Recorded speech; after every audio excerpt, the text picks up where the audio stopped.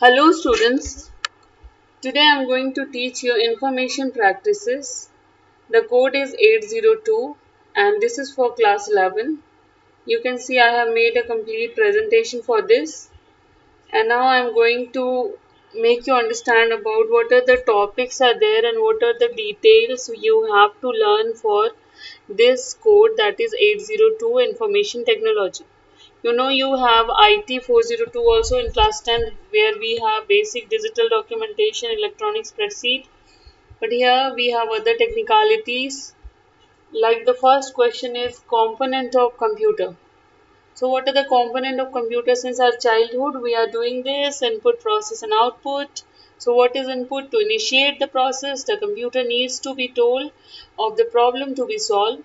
For this purpose, a set of instructions and data is provided through the input device such as keyboard and mouse. Input means whatever input we use to give to a computer, those comes under input, and we are quite aware about the input devices also.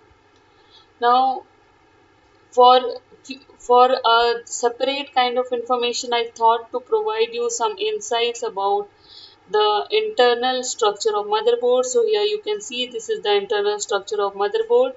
So let me take the pointer. Here I'm going to take a pointer, then I'll be teaching you.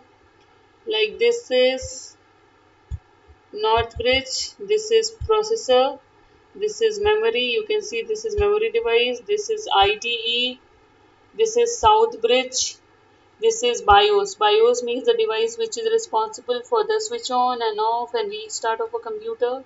These are the PCI slots, portable, peripheral component interface, and then AGP. These are the slots where we use to plug in the cables, and we have the different cables, VGA adapter, we have input devices, we have output devices, we have printer connectors, we have pen drive.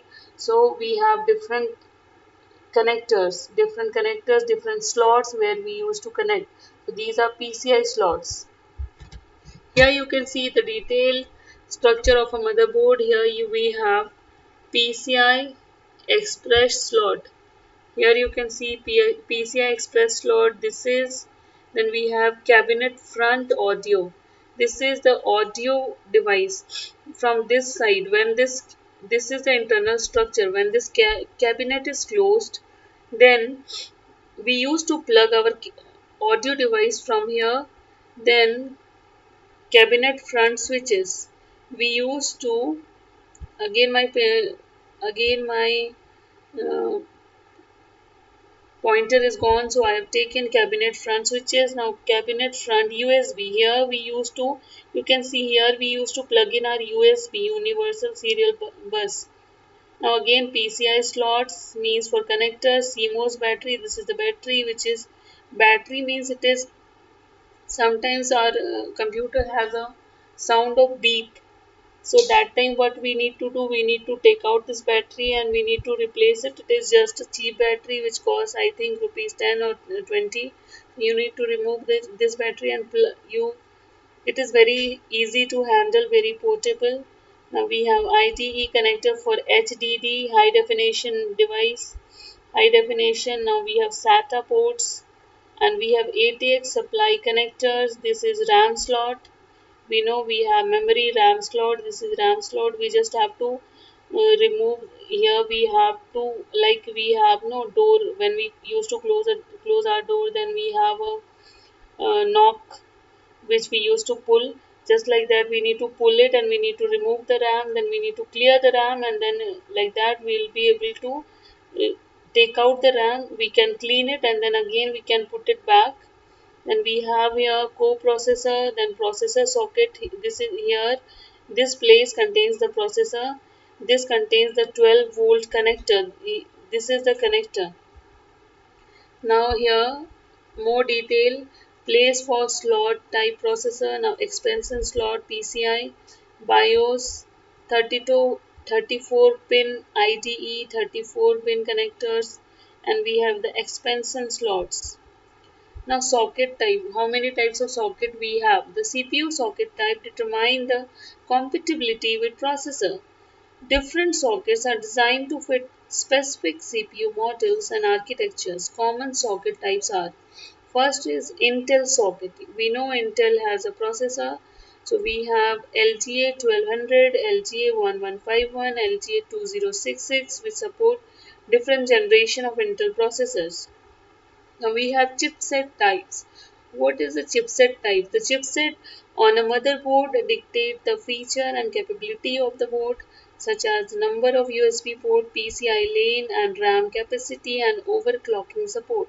Means chipset means which kind of motherboard you have, how many capacity it has, what are the USB ports, PCI lanes, and RAM capacity. Now expansion slot and ISA slot. These were the oldest expansion slot in the history of motherboard.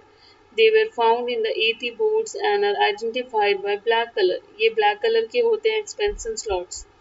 Now PCI slots कौन से होते हैं? Full form of PCI है Peripheral Component Interconnect. मैंने अभी बताया. Peripheral means other cables जो हम external cables लगाते हैं. Those are called peripheral. Even when we want to connect a printer, that comes under peripheral. The PCI slot is one of the important motherboard component today and is vastly used to install add-in cards on the motherboard. Suppose I want to install a graphic card. मुझे एक graphic card install करना है तो मैं PCI slot में ही install करूँगी. Here we have different PCI slots where you can आपको देख के लग रहा होगा कि here we are putting our RAM also. We can put 1 2 3 RAMs. Now storage. There are basically two type of storage you are aware. We have primary memory and we have secondary memory. So what is primary memory? Data stored in primary memory directly accessible by the CPU. जिस data को हम directly CPU के through access कर सकते हैं through programming language और can come under primary memory. The input received in the above steps are stored in the computer memory called random access memory. और इस input receive in the above steps mean CPU में मतलब primary memory में input कैसे receive होता है through random access memory. This storage is relatively fast and expensive as compared to the secondary storage.